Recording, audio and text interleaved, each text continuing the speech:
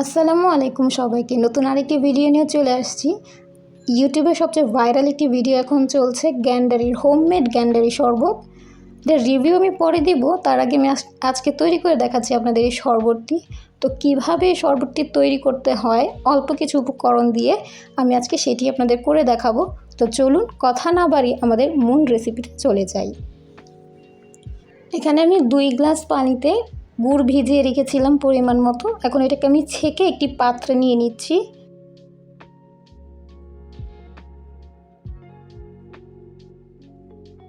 সাথে আমি লেবুর রস দিয়ে দিচ্ছি। এখানে আমি 4 থেকে 5 টুকরো লেবু কেটে সেই রসটা ব্যবহার করছি। সামান্য পরিমাণ আমি বিট লবণ দিয়ে দিচ্ছি এখানে।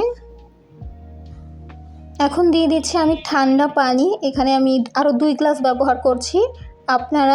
আমি এখানে যেহেতু যে পরিমাণটা দিচ্ছি সেখানে আমি 4 জনের জন্য প্রস্তুত করছি, তাই আমি 4 গ্লাসের মতো টোটাল ব্যবহার করেছি। আপনারা পরিমাণ বেশি বা কম হলে সেই অনুযায়ী ব্যবহার করতে পারবেন। এখন ভালো মতো আমি পানিটা মিশিয়ে নিব।